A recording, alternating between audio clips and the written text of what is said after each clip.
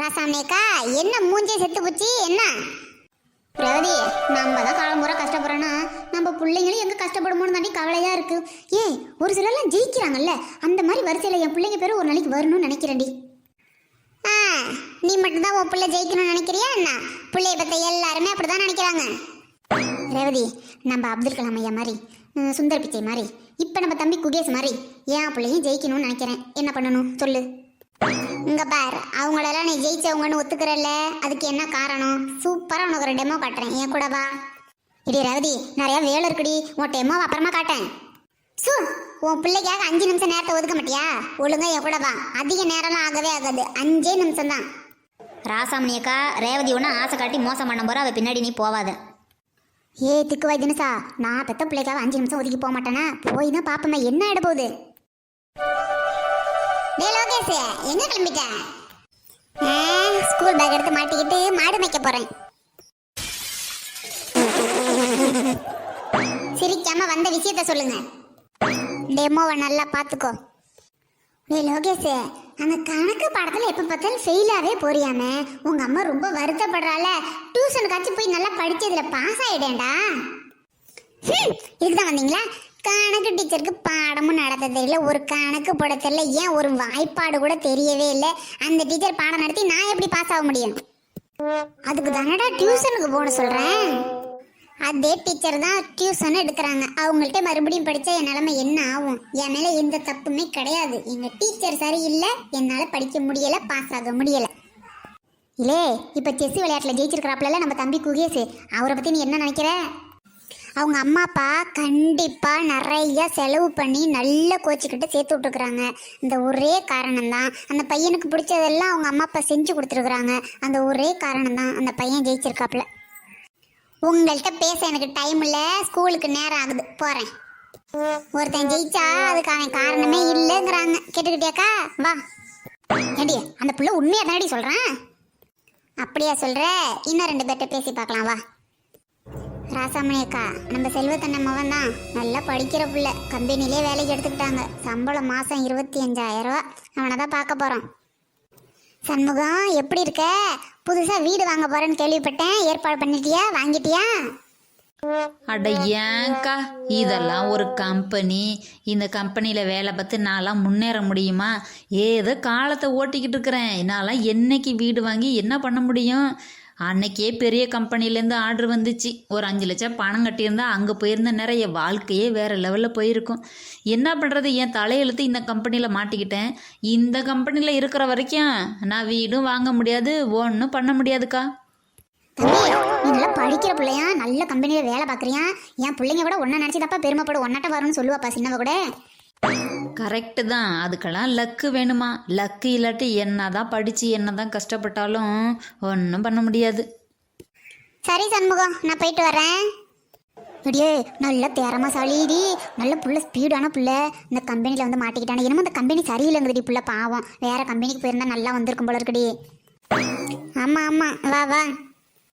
ஏ தேவா, உன்னை பார்க்க தாண்டா வந்தேன். ஆமாம், கவர்மெண்ட் எக்ஸாம்லாம் ட்ரை பண்ணிக்கிட்டு இருந்தியே, ஜாப் கிடச்சிச்சா? ஆமாம் போங்க, 1 மார்க் 2 மார்க்கில் குறைச்சி போட்டுறாங்க. நான் கரெக்டாக தான் எக்ஸாம்லாம் அட்டன் பண்ணுறேன், கஷ்டப்பட்டு படிக்கிறேன்.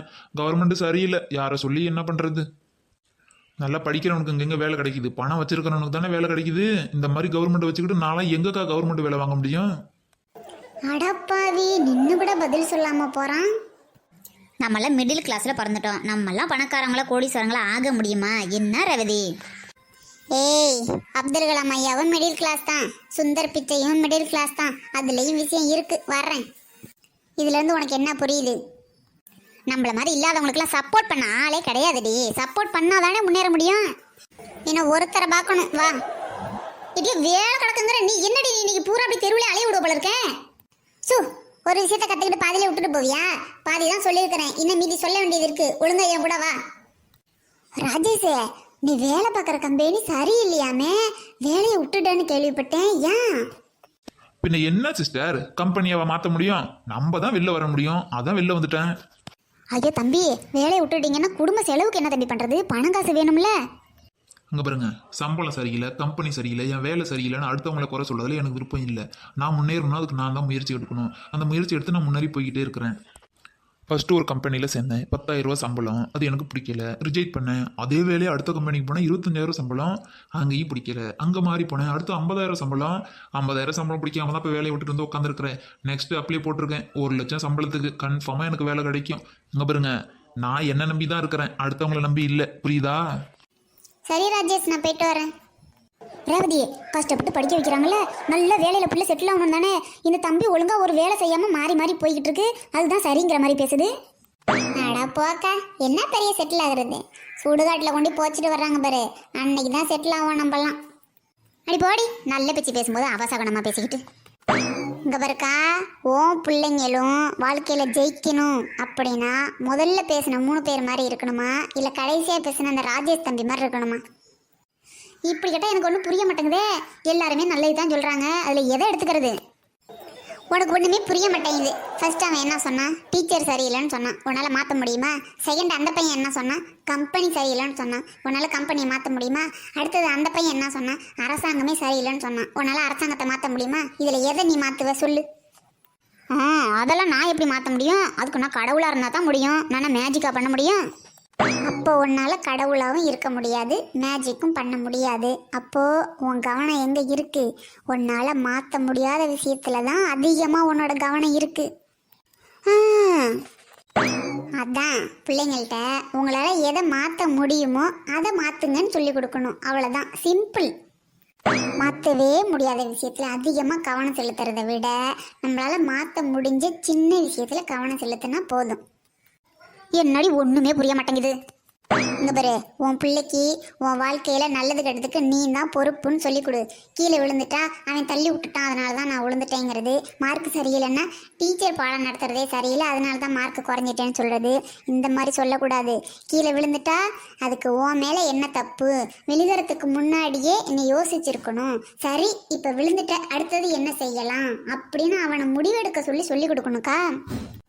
ஒரு தப்பு நடக்கிறதுக்கு முன்னாடி அதை எப்படி சரி செஞ்சிருக்கலாம் அப்படின்னு கேள்வி கேட்கணும் பிள்ளைங்கள்ட்ட. சரி, ஒருவேளை தப்பு நடந்துருச்சு, இப்போ அதை எப்படி சரி பண்ணலாம் அப்படின்னு கேட்கணும். அதை விட்டுட்டு என் மேலே தப்பே இல்லை, அவங்க தான் காரணம், இவங்க தான் காரணம் அப்படின்னு பிள்ளை சொல்லும்போது ஐயோ நம்ம பிள்ளை பாவம் அப்படின்னு நீ சப்போர்ட் பண்ணக்கூடாது. பசங்களுக்கு உங்கள் வாழ்க்கை அப்படிங்கிற கப்பலோட கேப்டன் நீ தான் அப்படின்னு சொல்லி கொடுக்கணும். அவருக்கா, ஒரு எமர்ஜென்சி, நைட்டு கார் எடுத்துக்கிட்டு நீ கன்னியாகுமரி வரைக்கும் போகணும். நீ போய் சேர்ற இடம் வரைக்கும் ரோடு ஃபுல்லாக வெளிச்சம் அடிக்கணும்னு ஒன்றும் அவசியம் இல்லைல்ல. உன் கண்ணு கெட்டின தூரம் வரைக்கும் வெளிச்சம் தெரிஞ்சாலே போதுமே. கொஞ்சம் கொஞ்சமாக நீ போய் சேர்ற இடத்துக்கு போயிடலாமே. அதுக்கு கார் ஓட்ட தெரிஞ்சாலே போதுமே. உன்னால் எதை மாற்ற முடியுமோ அதில் ஃபோக்கஸ் அதிகமாக வையின்னு சொல்கிறேன். உன்னால் எதை மாற்ற முடியும்? ரோடு ஃபுல்லாக லைட் இல்லை, இருட்டாக இருக்குது. உன்னால் லைட்டு போட முடியுமா? முடியாது. ரோடெல்லாம் குண்டும் குழியுமா இருக்குது, நீ போய் ரோடு போட போறியா? முடியாது. ஆனால் எதை மாற்ற முடியும்? கார் உனக்கு நல்லா ஓட்ட தெரிஞ்சா நீ ஓட்டணும். அப்படி இல்லைன்னா கார் நல்லா ஓட்ட தெரிஞ்சவங்களா பார்த்து உன்னால் மாற்றி போட முடியும். அடுத்து கார் பக்காவான கண்டிஷனில் இருக்கா அப்படிங்கிறத உன்னால் பார்க்க முடியும். அடுத்து காரில் நல்லா வெளிச்சம் தெரியுமா அப்படிங்கிறத உன்னால் பார்க்க முடியும். அது மாதிரி நம்மளால் எதில் ஃபோக்கஸ் அதிகமாக காட்டுறோமோ அது நம்மளால் மாற்றக்கூடிய விஷயமா இருக்கணும். உன் பிள்ளையும் வெற்றியாளர்களோட வரிசையில் இடம் பிடிக்கணும் அப்படின்னா 2 விஷயம். ஒன்று ரியாக்டிவ், இன்னொன்று ப்ரோஆக்டிவ். ரியாக்டிவ் அப்படின்னா நம்மளால் கண்ட்ரோலே பண்ணவே முடியாத விஷயத்தை பற்றி யோசிக்கிறது, அதுக்கு அதிகமாக ஃபோக்கஸ் கொடுக்கறது, அது ரியாக்டிவ். ப்ரோஆக்டிவ் அப்படின்னா என்னால் எதையெல்லாம் மாற்ற முடியுமோ அதில் ஃபோக்கஸ் அதிகமாக வைக்கிறது. உன் பிள்ளை இதில் எந்த வகையாக இருந்தால் முன்னேற முடியும்னு நீ நினைக்கிற சொல்லு. நான் வெற்றியாளர் வரிசையில் இடம் பிடிக்கிற ஒரு பர்சனாக இருக்கணும் அப்படின்னா என்னால் எதை மாற்ற முடியுமோ அதில் என்னோட ஃபோக்கஸை அதிகமாக காட்டணும். நல்லா புரிஞ்சுக்கிட்டேன்டி. Take responsibility. நம்மளால் கண்ட்ரோல் பண்ணக்கூடிய விஷயத்தில் அதிகமாக ஃபோக்கஸ் பண்ணணும். அந்த மாதிரி இருந்தால் கண்டிப்பாக உங்கள் பசங்களும் வெற்றியாளர்கள் வரிசையில் இடம் பிடிக்குவாங்க. ரேவதி, ஏதோ உருப்படாதான் பேச போகிறேன்னு நினச்சேன், இவ்வளோ கருத்தூர்த்தா பேசிவிட்டியடி.